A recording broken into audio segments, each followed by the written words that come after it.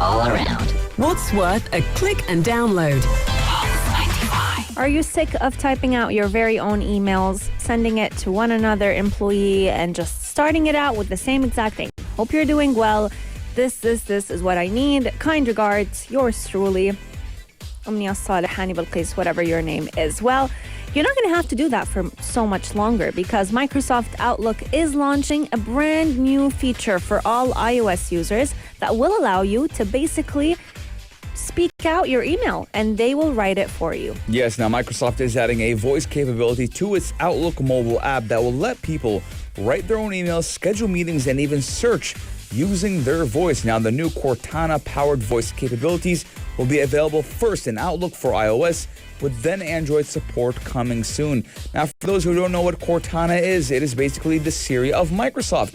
And that new plus sign icon in Outlook Mobile will actually appear soon and will let you activate the voice mode. And you'll be able to ask things like, when is my next team meeting? Or even search for coworkers, files, and calendar entries.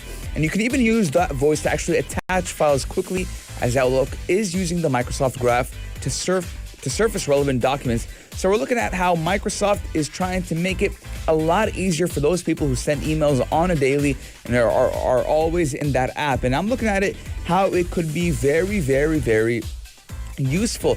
Now, I've actually done this before, but not with the same concept. I've done voice to text before. You know, I would just say, hey, 1, 2, 3, 4, 5, 6, 7, 8, 9, and say what I had to say, and then I would go back and re-edit it because sometimes the voice to text would not pick up on certain words. Yeah, I've seen that with them as well. With any voice to text, there are a lot of errors usually, but they're getting smarter by the day. And Dictation is actually, it's not the first time we hear Microsoft Outlook or just any of Microsoft's products try and implement it. I don't know if you know, but you probably know about this, Hania. I think half of the world does, but I discovered it recently and I was mind blown. So on Word document, you can actually, there's a feature, I think it's called read it out to me or read along.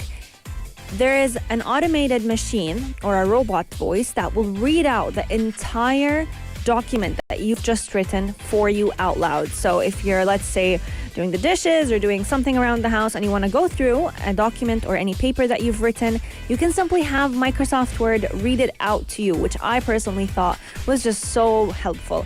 Now, Dictation with Outlook will take a whole new other look to it because now you can even respond back to emails with your own voice on iOS or write new emails. And we've seen how helpful Siri can be, so can you imagine how amazing would that be with your very own emails at work? Now, alongside that voice edition, Microsoft is also launching a separate scheduler Microsoft 365 service, which is designed for Microsoft 365 administrators to enable a back-end service that does actually help schedule meetings. It will plug into Cortana to actually allow users to set up meetings just using email replies.